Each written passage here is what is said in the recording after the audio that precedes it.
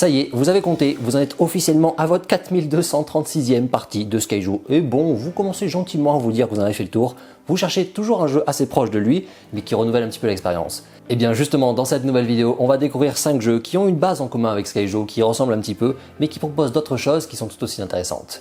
Allez, au revoir mon petit Skyjo! Salut, c'est Nico du Terrier des Jeux, la boutique ludique dans le Puy-de-Dôme, près de Clermont-Ferrand. Ça n'a pas changé, on n'a pas déménagé.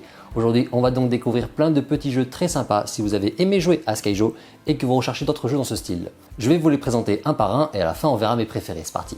Allez, le premier c'est Décal. Alors Décal, dans cette liste de jeux que je vous propose aujourd'hui, c'est celui qui ressemble le plus à Skyjo.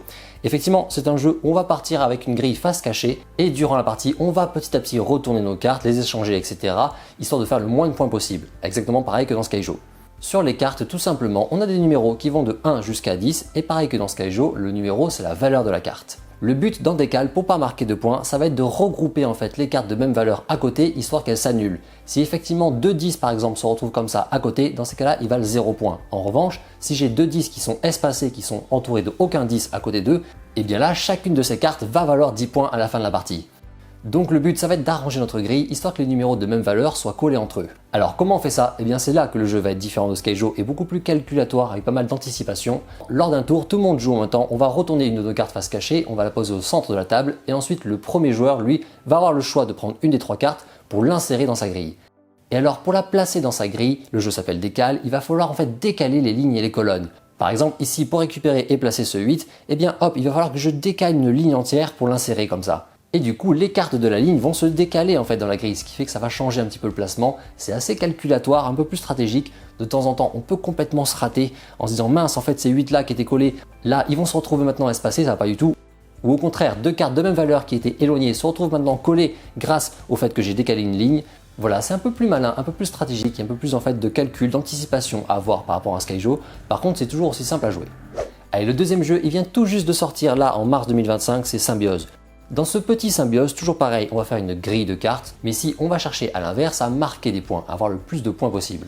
Alors comment on va faire? Eh bien en fait c'est un petit jeu de combo. On va avoir 8 cartes en fait dans notre grille et notre but ça va être qu'elles matchent bien ensemble et qu'elles matchent bien aussi avec celles des voisins, vous allez voir pourquoi, histoire de marquer le plus de points. Tout simplement sur les cartes on a 3 éléments, on a un animal, par exemple ici une grenouille, une couleur, et également son scoring. Le scoring ça peut être un scoring simple, comme ici, marquer 6 points par exemple, ou alors un scoring qui est lié en fait à d'autres cartes. Par exemple, ici cette carte va me faire marquer 3 points par carte verte, ou alors encore celle-ci, 4 points par escargot. De nouveau, pareil que dans Skyjo, on commence avec une grille face cachée. À notre tour, on va récupérer une des 4 cartes présentes au centre de la table pour l'échanger avec une de notre grille. Mais là où est toute l'originalité et tout le côté sympa de ce jeu, c'est qu'on va donc également marquer des points en fonction des voisins.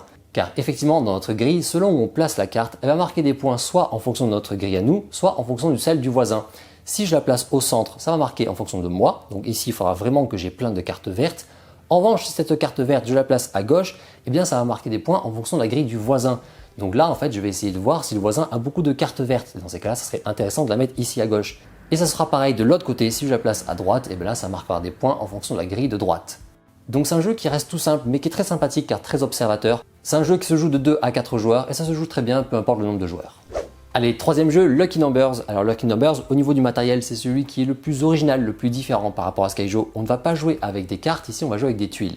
Dans Lucky Numbers, pareil, on cherche à faire une grille. Cette fois-ci, ce sera une grille avec des tuiles qui ont une forme de trèfle à 4 feuilles, parce que c'est un jeu sur la chance, pas mal. Et en fait, ici, c'est un sprint. Pour gagner la partie, il va falloir être le premier à remplir entièrement notre grille. À chacun de notre tour, on va pouvoir piocher une nouvelle tuile, un nouveau trèfle, qui aura un numéro dessus, qui va de 1 jusqu'à 20. Et on va avoir une condition de placement. Il faut toujours en fait que les numéros soient bien placés en fonction de l'ordre chronologique. Par exemple, pour placer ce 12 ici, je ne pourrai pas le mettre après le 16 parce qu'il est plus petit que lui, donc je ne pourrai pas le jouer à droite ou en bas du 16. Ce que je peux faire, c'est le jouer avant le 16, donc ça pourrait être à gauche. Sauf qu'ici, qu'est-ce qu'on a encore plus à gauche? Eh bien on a un 13, ça veut dire que ce 12 ne pourra pas aller ici, il va forcément falloir que je le mette ailleurs, par exemple dans les cases qui sont en haut à droite. Donc c'est un jeu où on va bien chercher à arranger sa grille la plus optimisée possible, histoire de ne pas se retrouver coincé. Alors le jeu s'appelle Lucky Numbers, il y a effectivement une part de chance qui est assez élevée dans ce jeu. Ça dépend beaucoup du tirage initial qu'on a, en fait les petites tuiles qu'on aura dès le début de la partie, celles qu'on va piocher au fur et à mesure, etc. Pour le coup, Lucky Numbers avec cette part de chance assez grande, c'est vraiment un jeu très zen. On y joue comme ça tranquillement le dimanche après-midi. Il ne faut pas être une personne qui cherche absolument à gagner avec beaucoup de stratégie, etc. Là, Lucky Numbers, c'est très tranquille. Allez, quatrième jeu, le tout petit et tout adorable Pixie. Alors Pixie, effectivement, c'est une toute petite boîte comme vous pouvez le voir. En réalité, c'est un jeu qui est plus grand que ce qu'il en a l'air. Dans Pixie, de nouveau, on cherche à faire une grille de cartes qui va de 1 jusqu'à 9. On va récupérer en fait les cartes petit à petit et on va chercher à marquer le plus de points ici. Alors comment on fait pour marquer des points? Eh bien en fait il va y avoir plusieurs conditions de scoring. Il va falloir par exemple récupérer des cartes qui ont les mêmes couleurs pour les placer à côté, ou encore récupérer des petits coquillages et pas des croix qui rapportent des points négatifs. Et dernière façon de scorer, eh bien valider en fait les numéros qui sont sur les cartes. Par exemple pour valider un numéro 3, il va falloir que je récupère 2 cartes 3 pour en placer une qui sera en dessous, et dans ces cas-là ces 3 points je les marquerai.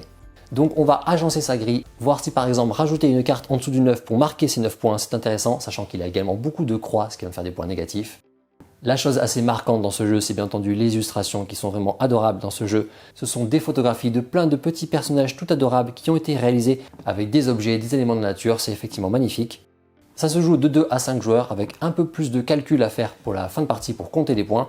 Et effectivement, une partie va durer à peu près une demi-heure. Et allez, le cinquième jeu de cette sélection, c'est Château Combo. Alors, si Skyjo est presque un jeu d'ambiance, etc., avec lui, on est clairement sur un jeu un peu plus de stratégie, qui va avoir plus de matériel, un peu plus de règles, etc., tout en restant très accessible. Dans Château Combo, notre but, ça va être de créer une grille de cartes, de 9 cartes, donc là, ça va se jouer assez rapidement, on va juste en fait choper 9 cartes et ce sera la fin de la partie. Et le but, un petit peu comme ce qu'on a vu dans Symbiose, eh bien, c'est de faire en sorte que les cartes combinent bien entre elles. Par exemple, on va avoir des cartes qui me disent que je vais marquer 4 points pour chaque paire de cartes violettes et oranges que j'aurai dans la partie. Du coup, je vais essayer de récupérer plein de cartes violettes et oranges. Ça, c'est le principe très simple du jeu, un jeu de combo de cartes, donc d'où le nom Château Combo, avec une grille de 3 par 3. Là où Château Combo devient quand même un peu plus stratégique, c'est qu'il y a une notion de ressources dans ce jeu. Il va falloir payer les cartes qu'on achète. Donc on va avoir des pièces, il va falloir gérer, arriver à gagner des pièces petit à petit dans la partie, histoire de payer les cartes qui nous intéressent le plus. À travers toutes les cartes, on va avoir des systèmes de scoring qui sont différents, on va avoir des effets bonus immédiats, des effets en fin de partie. Voilà, un peu plus de stratégie possible, de tactique, etc. pour les amateurs de jeux qui ne sont pas que des jeux d'ambiance. Château Combo, Symbiose, Décal, Lucky Numbers, Pixie, voici donc 5 jeux très sympas qui reprennent un petit peu du principe de Skyjo, mais qui apportent quelque chose en plus. Après, moi, mon préféré dans ces 5 là, c'est Symbiose en réalité. Symbiose, effectivement, c'est mon petit coup de cœur de ce début d'année. C'est un jeu en fait qui mélange assez bien tous les genres. Ce qui est vraiment chouette avec Symbiose, c'est que c'est un jeu qui reste très simple, très facile d'accès, exactement pareil que Décal, que Skyjo, etc. Plus facile que Pixie ou que Château Combo par exemple, beaucoup moins de règles en fait. Les systèmes de scoring sont assez évidents. Et malgré tout, il y a un petit peu de tactique en fait. Et surtout, c'est assez original de devoir checker la grille des voisins pour marquer des points en fonction d'eux. Donc c'est vraiment assez plaisant à jouer. C'est mignon aussi comme jeu, avec ces petites illustrations d'animaux, des marécages, etc. Le seul petit regret que j'ai avec lui, c'est le nombre de cartes et du coup le nombre de joueurs maximum. On peut jouer que jusqu'à 4. Ça aurait été bien qu'ils mettent assez de cartes pour qu'on puisse jouer jusqu'à 5. Bon voilà, c'est la petite limite. Si vous êtes effectivement plus que 4, dans ce cas-là, vous ne pouvez pas jouer à Symbiose ou alors il vous faut 2 boîtes. Allez, voilà pour cette sélection de 5 jeux qui sont proches de Skyjo. Si vous avez des questions, d'autres propositions de jeux qui s'en rapprochent ou des retours, des petits avis sur cela, eh bien, n'hésitez pas en commentaire. Je vous souhaite de bonnes parties et on se dit à la prochaine. Ciao!